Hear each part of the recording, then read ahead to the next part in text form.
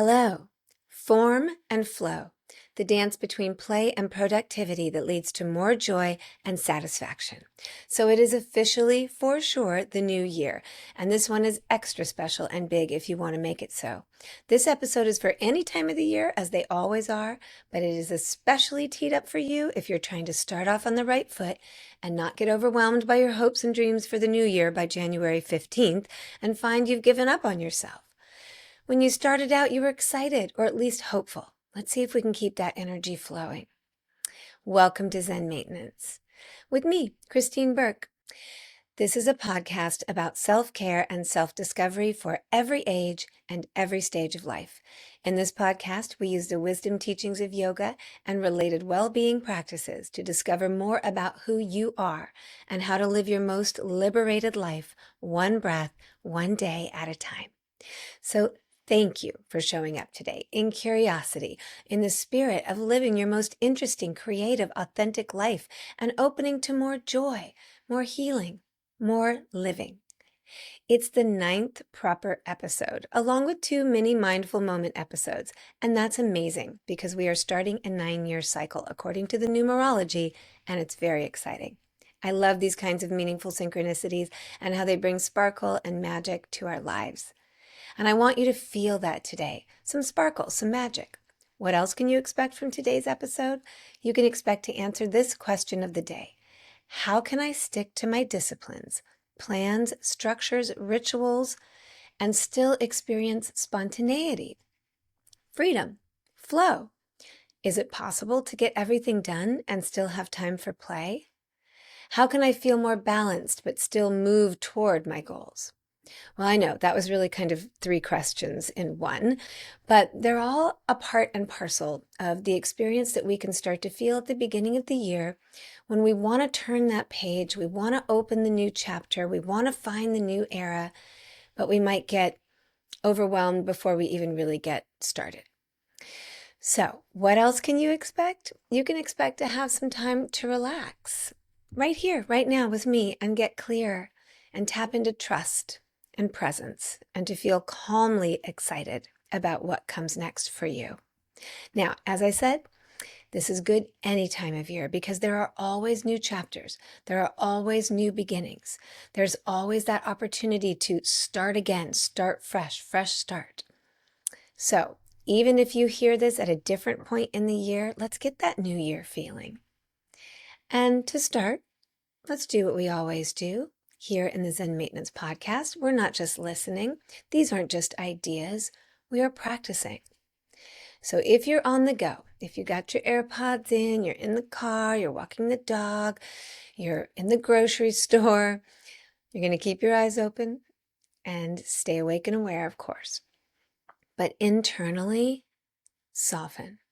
For those of you who might be sitting in a chair like I am, or even lying down in bed, or on a floor, get comfy, get cozy. Internally, get soft. Close your eyes. If for any reason you find it's difficult to keep your eyes closed today, or ever, you can keep them open. Stay relaxed. Try not to focus on anything in the external environment that takes your attention away. And you might find that after a little bit, the eyes will want to close. And they can do so more comfortably. And now, we're starting with form. The form of your body. If you're still, take in the points that are touching the floor or the chair or the bed or the couch. If you're in motion, these points will be fluctuating as you move, but heighten your awareness to feel the ground, to feel the structure beneath your feet. And then feeling the shape of your body in space. What shape are you making? Where are your shoulders, your collarbones, your sit bones that you're sitting upon? How's your pelvis positioned? Noticing the framework of the body, the places where it feels symmetrical side to side, or maybe asymmetrical with one shoulder a little down and one shoulder a little up, or maybe your hips have a discrepancy, something unique, where one is up and one is down, or one is forward, one is back. If this is natural to your body, relax into it. If it feels like something that you want to adjust, make a micro movement to feel more symmetrical, more balanced, do that. Notice your hands and how they're positioned and where they are and what they're touching. Are they relaxed? Do they feel even? Are they fluttering, active, or clenching? If possible, spread your fingers out and then keep them easy. The structure and alignment of the body creates a container. The container holds the energy in the form of breath for the length of an inhale, the pause that we take, and then the exhale that we release. So the energy is flow, the breath is flow, the body is form, the body is structure. And in this mindful, meditative moment, you're enjoying, noticing, even celebrating how they come together, how they create balance within us, how they bring us support and steadiness and freedom and peace.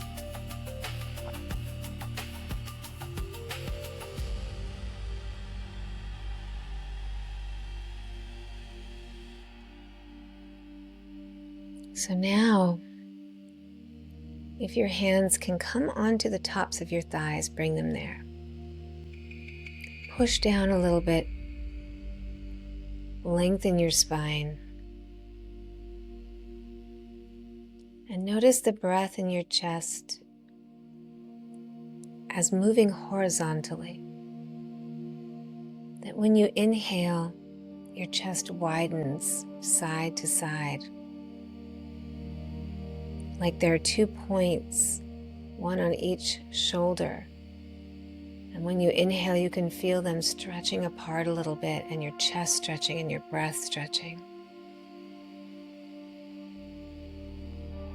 And you might notice that there's a bit of satisfying stretch or tension in the muscles between your ribs as the container, the form, accommodates your breathing. Notice that even the structure of these particular bones can move, is flexible to accommodate the life force of your breath.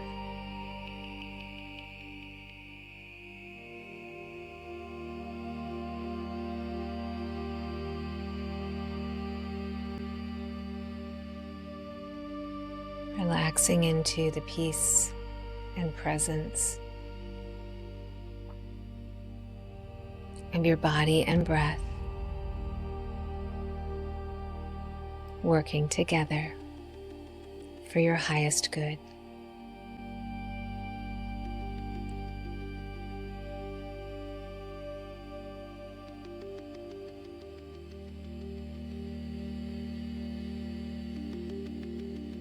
And then take a longer breath in. Hold it.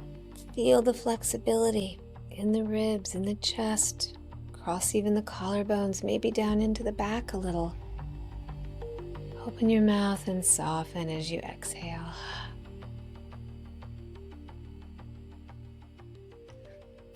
Okay, when you feel that you can, you'll begin to blink your eyes open.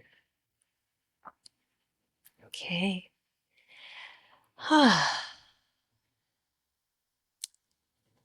The dance between form and flow.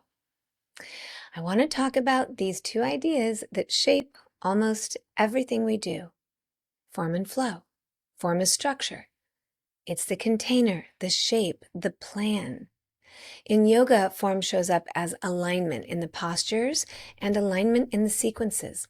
It's the way that we set our bodies into particular shapes in order to create a particular energy. We do build muscles and flexibility, but we're also conducting energy. So when we're aligning the body in a particular shape in yoga, it's in order to bring greater alignment to the form, so there's more flow and more freedom in the breath. In life, form is our schedules. It's our routines, our goals, and even who we are, the various roles that we play and the hats that we wear. In any given day, you may wear the hat of mother, sister, employer, employee, brother, father, neighbor, friend, teacher, student. But even though these are aspects of who we are also things that are less defined to name. We are energy, spirit, feelings. Form gives us something to stand on. It creates safety and stability and clarity and direction. Without form, things can feel chaotic or ungrounded, scattered, and intangible in your mind, like floating ideas that you can't really get a handle on. It's why we start as early as preschool and kindergarten, organizing the kids into schedules to create continuity and norms that provide a sense of safety. Studies show those who don't have structure and routines, especially in early life, are prone to more anxiety, are less resilient, have a harder time with emotional regulation and follow through. Well, we are nothing if not kids grown up with endless responsibilities, and we need the same thing. We need and crave form. But what about that more fluid, less defined part of us, the part that is more flow?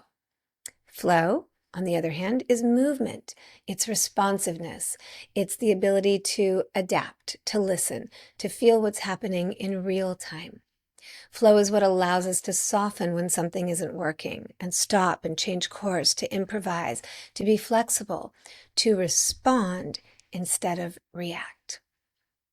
I think that bears underlining, to respond instead of react. That gap between responding and reaction, that's really where this mindfulness lives. It's that ability to take the pause, to take the breath, and then to choose. In yoga, flow is breath moving through the body, the subtle adjustments that we make moment by moment. A pose can have perfect form and shape, but without the flow of breath, it's rigid and somewhat lifeless. And I have seen it a million times.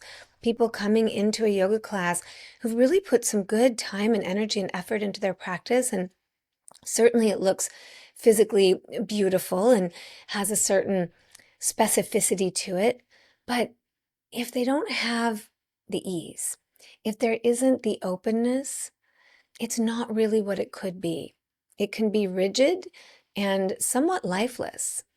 In life, flow is intuition, creativity, and mental emotional flexibility, which in my opinion is much more important than physical flexibility. Though interestingly, they are connected.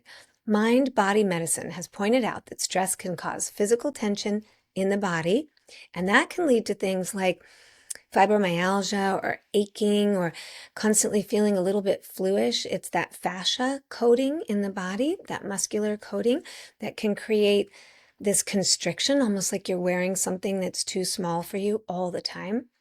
So that physical tension largely can come from stress. It's one of the main things. And so it reduces flexibility. The muscles get shorter. Physical tension in the body can in turn drain mental energy and affect our moods negatively. So the challenge, maybe the opportunity, the beauty, is that we often cling to one and resist the other. We have likes and dislikes, and we do tend to lean into what we're most familiar with and what we already know that we like. And this can, on occasion, or even often, lead us to become overly attached to form. We can follow the rules really rigidly, and we push ourselves into shapes, physical or emotional, that no longer fit. or never did, maybe. We think success looks a certain way, so we force it, even when it costs us our well-being. Too much form without flow can become constricting, perfectionistic, obsessive, and exhausting. Maybe you know somebody who lives a little bit leaning that way, and you might get a little exhausted by it. And it's definitely lacking in joy. Other times, we live almost entirely in flow, and we resist structure. That can lead to avoiding commitment. We want everything to feel good and easy all the time. We don't like confrontation. But flow without form can lack direction. Eventually, it can leave us feeling scattered or ungrounded, like we're constantly moving, but we're not really arriving anywhere. It's short on the discipline that is required to build something solid inside and around us. True balance lives in the relationship between the two. Form gives flow a channel. It's like the banks of a river. Form doesn't restrict the water. It allows it to move with purpose and direction. And flow keeps form alive. It prevents structure from becoming rigid or stale. Flow reminds us to listen, to adjust. And it's interesting if you think about it, because we do tend to really like to hear water, to listen to the ocean or a river or a stream, or even a sound app that has running water. Can be very relaxing for sleep. So we like to listen to water, and it also reminds us to listen, that flowing energy. When we do that, we can honor what's actually happening instead of what we think should be happening. So think of taking a trip, specifically a road trip, and you know where you want to go. Let's call where you want to go a New Year's goal or an intention. And you have a map and transportation, and you have a plan.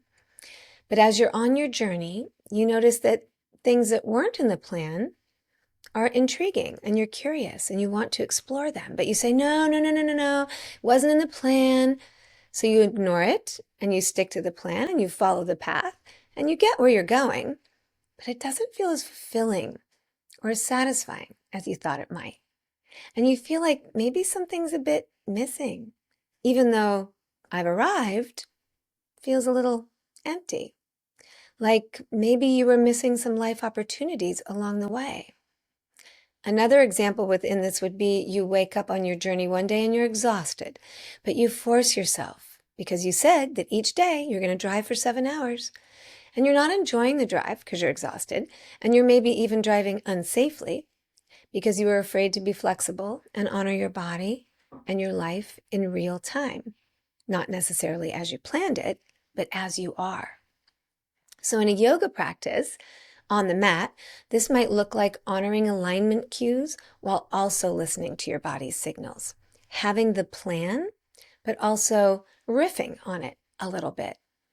So I wore, if you're on YouTube, you can see I'm wearing like a football sweatshirt today because sports are such a beautiful example of this.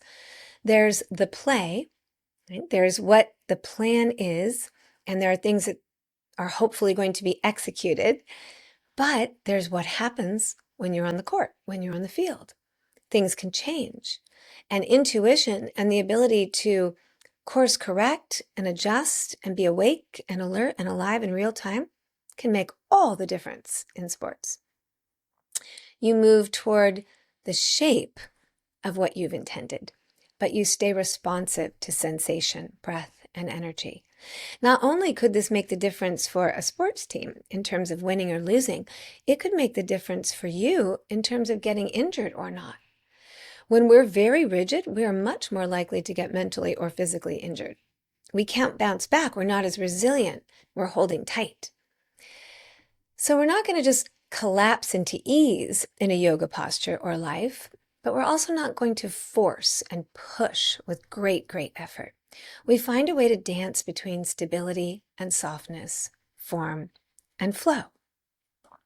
Now, our practices that we engage in here on the Zen Maintenance podcast, mindfulness and breath and meditation and introspective conversation, are really useful to getting more comfortable with and creating more awareness and possibility around form and flow. And I want to tell you a little story that just came to mind as I was sketching out this podcast that I think will maybe be inspiring for you. Certainly was for me. In my studio, Liberation Yoga, many years ago, I had some classes with very regular practitioners, very regular students that would come all the time to various classes. And I got to know them well. We had quite the community there. And there was one man who came regularly to some of my classes and had been for quite a long time. And I really loved him very much. He was a great student in all the ways. And one evening, as I was coming up to the front to head into the studio to teach my class, he arrived at the same time, and he was really agitated. He was sweaty, and he had a big crevice in his forehead, like he was mad, and his jaw was tight. And I just stopped him and I said, "Hey, hi, how are you? Everything okay?" And he said, "No, actually, everything is not okay. I just almost got run over by a car in that crosswalk." And he told me that as he was crossing the crosswalk on foot, this car seemed to not have seen him and cut extremely close to him, and it was a narrow miss. And then they exchanged words. He yelled, the guy yelled, they're yelling at each other from the car to the street, and I guess it got sort of verbally ugly. And so he arrived to his yoga class feeling not very yoga. And I said, okay, well, it seems like you're in the right place at the right time. And just then, another guy, very regular student of mine, came to classes all the time for a long time, also someone that I loved, stepped up and looked exactly the same way. Angry, sweaty, agitated, tight jaw, furrowed brow. They looked at each other, and all of that just heightened. And I realized, oh my gosh, it was them. It was these two. These two were just yelling at each other in the middle of the street, and it got ugly, and here they are to take the same class, my 6:30 p.m. flow class. Okay, so I said, I'm really glad you're both here. It looks like you could use some yoga. Let's go in. So it was a very interesting class because their bodies were telling the story of the rage and the frustration and all of the endorphins that were flowing through their body, the adrenaline. And they would occasionally kind of cast a glance in the direction of the other, and you could see it kind of, their hackles would get up a little bit. But as they focused on the alignment, as they focused on the form, as they paid attention, breath by breath, pose by pose, little minute adjustments in hands and feet and spine and shoulders, they started to soften. Their breath, both of them, their breath, their collective breath was coming more easily. They were starting to relax in the face. I could see their eyes calm. Even the skin looked calmer. And by the end of the class, when they were in the final relaxation pose of Shavasana, they were at peace. And when they were leaving class, they went up to each other, shook each other's hands, apologized, had a little conversation, and they were repaired. And I love that story because that only took about an hour, maybe an hour and 20 minutes. And they undid an accumulation through the practice and focus of form and flow. When we have structure, but also freedom as we approach our New Year's, we are less likely to give up on ourselves from forcing and pushing intentions and resolutions and then burning out and thinking, oh, what's the point in trying to stick with things? We avoid the all or nothing mentality. But we also honor the value in form and structure and in aligning ourselves to be both stable and soft. In everyday life, form and flow might show up as setting intentions, but holding them lightly, making plans while staying open to change, having boundaries while staying compassionate. Let's say, for example, with boundaries, we've decided that we don't take family or personal calls after dinner, that it's a drama-free zone, and we're working to ease out of the day and create a calm, quieter atmosphere. But then somebody really needs you, and they text you or they call you or they get in touch, and you could do it. You could be there for them. If we say, well, my New Year's intention is boundaries and I don't engage after 8 p.m. and I'm going to be really rigid, I need to stick to that, we might not get the chance to make a real difference for someone when they really need it. and both people might feel a little let down. So it's knowing when to hold steady and when to let go. It's that discerning, mindful, clarifying focus. One powerful way to practice this is to ask questions. And we've already answered most of our question of the day. It was, how can I stick to my disciplines, plans, structures, rituals, and still experience spontaneity, freedom, and flow? We align ourselves with structure. We focus and we commit to engaging with both. We're a little bit lenient, and also we give ourselves some tough love and we dance back and forth. So we hold focus and commitment to honor where we want to go, and we set our days up to support it. Just like you would if you're on a road trip, you get your tires checked, you get your gas, you pack snacks, you have a map, and the road trip goes better. But we react in real time to how we feel, what shows up, and allow space for change. Is it possible to get everything done and still have time for play? Yes, if that is your priority, you can. But as for, will I get everything done? Will I get everything done if I allow more flow and I allow to not be so strictly tied to my structure, to my schedule, to my to-do list? Will I get everything done? No, but you won't get everything done no matter what. And we've talked about this before. If you're a frequent listener, you've probably heard this. We can't get it all done because we are creation idea machines. But we can create structure around what's most important and then be flexible with the rest and work toward making peace with not getting everything done in this lifetime. You're going to get a lot done anyway. It doesn't have to be everything. Leave something to look forward to next year, next lifetime. So let's ask 2 questions right here, right now. Take a breath. Let it go. Where do I need more structure right now? Okay, think about that. Where do I need more structure right now to really benefit? Maybe you're trying to write something. Maybe you're writing a memoir. Could you set a schedule for yourself? Maybe you're trying to drink more water. Could you put water bottles or notes or something where you can see it to set yourself up for success? Where do I need more structure to eat better? Is it in the area of exercise? Is it bedtime? Is it emotional regulation? How can I take that pause so that I respond and not react? Is it in finances? Am I trying to be more organized, save money, build money? Is it to build in time with friends that I have to start actually making the date and putting it in my calendar? I need that structure, not just, oh, let's get together this year. I have a very dear friend, and I hate to admit this, but we have been saying that, I think, for 3 years. So, dear friend, if you know who you are out there, this is the year we're putting it in the calendar. I need more structure with that. And then let's ask, where do I need more ease and responsiveness? Look for the places in your life that feel stale or lifeless, dry, lacking color, where you feel like you're just going through the motions and it's just one day after the next and this particular thing doesn't hold any wonder anymore. Maybe go back to the podcast about wonder. So there's no one right answer to all of this. It's your answer. And your balance shifts from day to day, season to season. But the point is, form and flow are not opposites, they're partners. When we allow them to work together, we move through life with both steadiness and grace.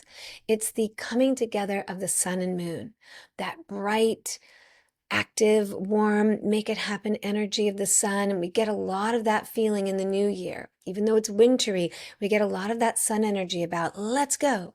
It's new. I'm inspired. And if we balance that with the energy of the moon, which is trust life, feel the flow, it's all coming, then we become grounded, but not stuck. Open, but not unanchored. And maybe that's the real practice. Learning to trust ourselves enough to build a strong container and then let life move through it freely. If you have a beautiful home, but you can't fully enjoy it because you don't want to mess it up, you might need more ease, a little more letting go. So let's get easy and let go right now. Let's just soften back in. and take a mudra and a breath and a meditation that will be the perfect integration of all that we're exploring here.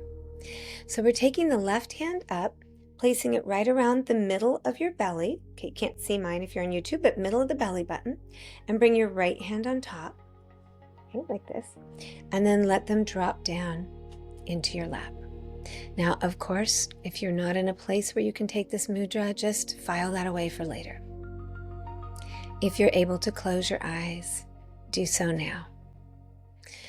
This is the mudra for contemplation. It's very grounding. It has a form.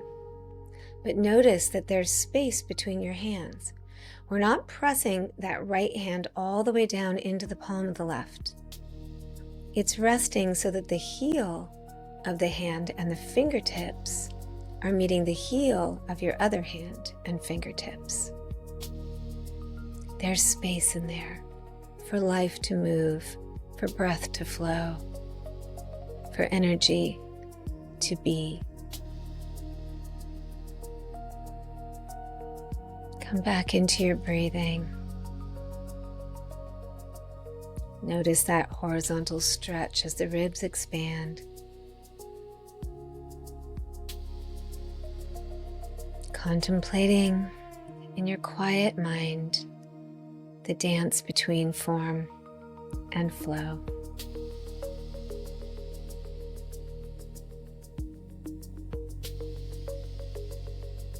Being both firm and soft. Committed but open. Disciplined but open to delight.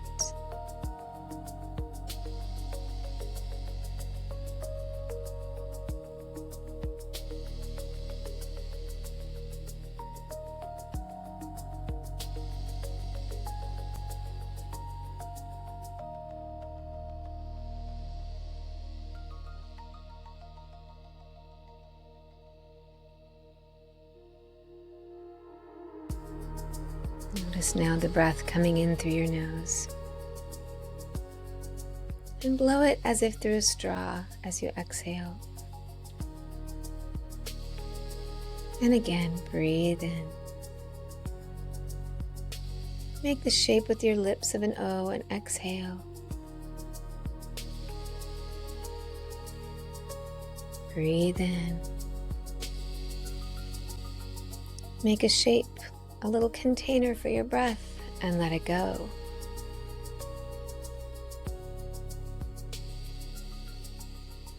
And then relax your hands and beginning to welcome the light back in as you open your eyes. So I want to say to you, we really are meant to dance in this life, to find the music, whatever that is for you, that moves you, to get into the flow of being who you are, opening to the experiences that are unique, that your soul wants you to have.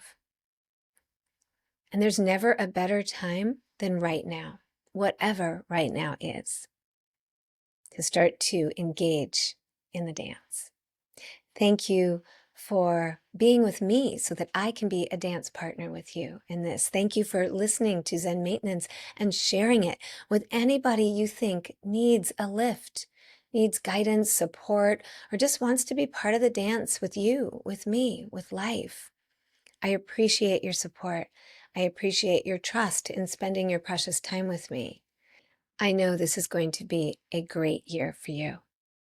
And I can't wait to see you or feel you in the ether for the next podcast. All the blessings, all the light, and all the love to you. Until next time.